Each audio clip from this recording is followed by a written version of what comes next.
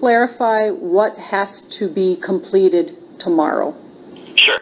So what the department needs is a formal response from the grantee organization stating that you have received the monitoring report. If you have any questions or concerns or issues, like for instance, if you did not agree with one of the compliance issues or findings that's addressed in there, then it allows you the opportunity to be able to go on the record formally and say, we either agree with or we don't agree with the following findings. That's the first component of it. The second piece of it is that any of the evidence, or I should say the required responses that are identified for each of the findings, if you have any of those items complete at this point, so basically evidence of resolution to the issue that's identified in those findings, you can submit that at that same time to demonstrate that the issues that you've resolved have been resolved as evidenced by the evidence that's requested in the monitoring report itself. And then the third component of it is to state the status of resolution on findings that are unresolved in terms of this, the following findings are unresolved, and our plan to resolve those is the following, and our anticipated date of resolution as far as fixing them is, X or Y or Z or what have you. So it's kind of a three-function thing. It's to acknowledge receipt of the report and address any concerns that you might have if you agree or don't agree with the report as presented. It's to submit initial evidence of resolution to the issues addressed in the report, and to provide a plan for completion and resolution of any unresolved findings at the time that you submit the formal response. Is there any penalty for not completing anything, or like if we started the process on, what do you mean? like, does everything have to be in tomorrow to, We need to provide a response. That's all we need to do. is there any, what I'm saying is do we have to send the money back if we don't have all the findings addressed tomorrow? No, absolutely not. Our goal is within 1 year from the time of the exit conference on the monitoring activity, which the exit conference, you're aware of. It's in tribal records because obviously it occurred with tribal council, so there should be minutes and formal documentation so that you have it there, and it's also the date is identified within the monitoring report. Our objective is within 1 year from the date of that exit conference to have all the findings that are identified in the report resolved. Now, questioned costs that are identified in there, which would be the source of potential determination of disallowed costs, which would then go through the process of being collected in the closeout of the grant, which happens in the 90-day period after the period of performance ends. So for this grant, the period of performance ends on November 14th of 2016. So at the end of the grant, there's a 90-day closeout period in which you are essentially formally closing out the grant. There's a package of reports that have to be completed in closeout, which you get from the department or transmitted to you to complete. And in that closeout process, any questioned costs that have not been resolved, which could source from the monitoring report, or they could source from the reconciliation of the grant's budget and the grant expenditures in closeout, which for these grants, Youthbuild in particular, includes meeting the match requirement. So any reconciliation for unresolved questioned costs from the monitoring report and or issues that arise in closeout, like this match issue, those costs then would be addressed by the closeout division of the Department of Labor, and if there was a financial liability, that financial liability would come due at that time. Okay. Specifically on the finance, the findings, and we sent back the question cost, there is, because the discussion over on this side is food. There was one for, I think, $58. Can you describe how we, what you asked for us to do to address those food costs? I mean, just specifically for that one, possibly, or the coffee pot one? Let me open up the monitoring report here. Hold on.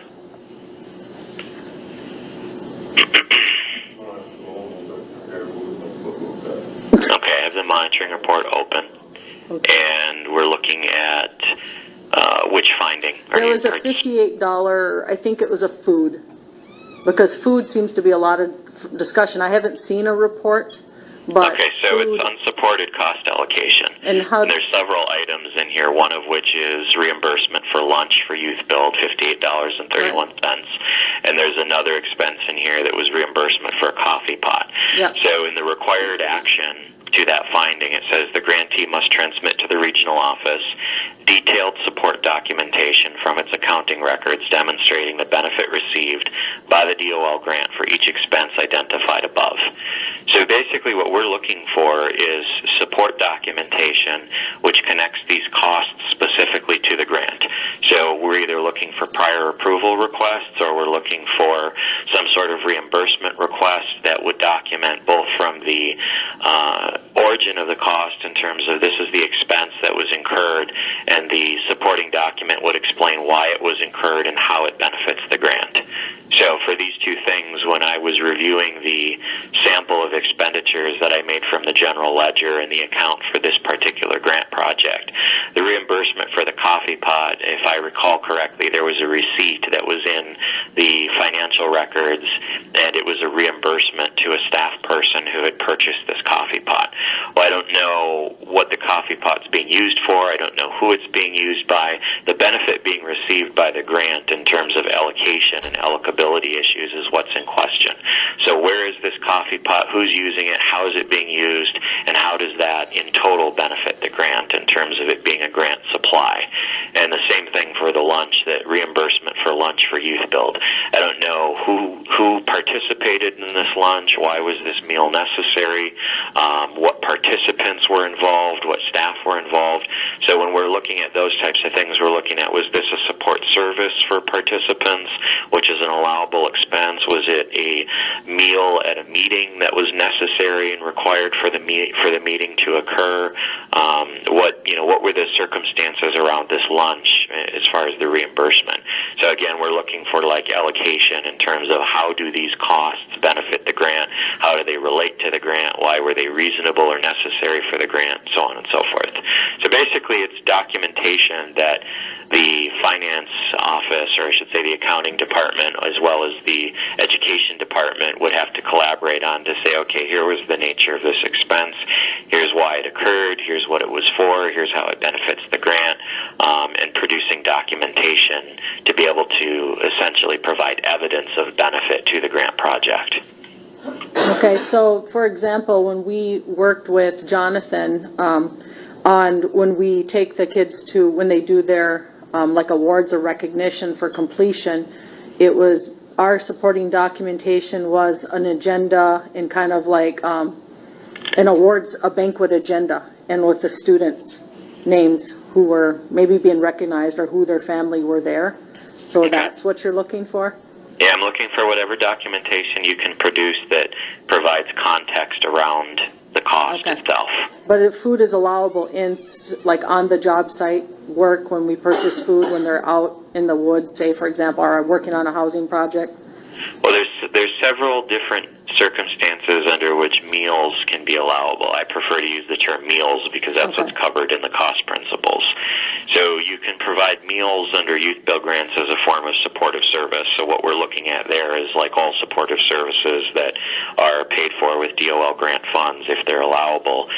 Within Youthbuild, they're allowable, but what the requirement is that the supportive service is essentially provided directly to the participant as a means of allowing them or enabling them to participate in training. So if the barrier to participation in training, like for instance, you go out to the Schilleman property and you're going to have a work day, and like most individuals, you're going to provide an 8-hour work day and they're going to be on site for the full 8 hours. There's going to be a small break for lunch, and the grant program pays for the cost of providing lunches to the individuals so that they can continue to work on the work, which is part of the grant-funded training, the hands-on experiential learning component of the occupational skills training. So in the general context of WIA, workforce and Investment Act and now WIOA, the Workforce Innovation Opportunity Act, the regulatory elements of this are basically looking at supportive services are provided to participants in order to alleviate barriers to their participation in training. So that translates down, like I'm saying in the example I provided, to Youthbuild in terms of, you're taking youth on a occupational skills training activity, you have them in a place, and it's not convenient for them to have a break, so to speak, to be able to go somewhere. Obviously, when they're on a job site or on a work site, that's not going to happen. Most places in the community that you're going to take them to for grant-funded activities or grant-related activities, it's not potentially going to be easy or convenient to just say, okay, we're going to take a break in activity now, go get yourself some lunch and come back in 30 minutes. So that's where the meals gets brought in terms of supportive services for participant-related expenses. And then the other instances where you're talking about meals is you're talking about travel. Meals and incidentals are covered under allowable travel expenses. And the other instance where you have meals and grant-funded programs is when you're talking about meetings and conferences. Mm-hmm. So again, you're looking at allocation. Is it allocable to the grant? Does it benefit the grant? Is this meeting or conference related to the grant? What is the agenda for it? What are the activities associated with this meeting? Is this meal occurring during the meeting? Is it necessary for the meeting to occur?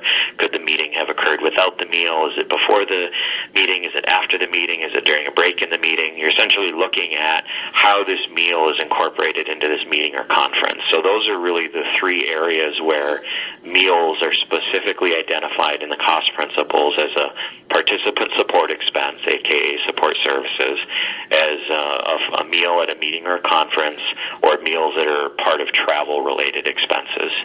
So the documentation then that we're looking for, should fall into one of those three categories, that a meal was provided as a support service to a participant in order to enable them to participate in grant-related training activities. It was provided as part of a travel expense, so like per diems are an example of meals and incidentals or I should say meal expenses for travel, or reimbursement for actual meal expenses if there's not a per diem paid in advance.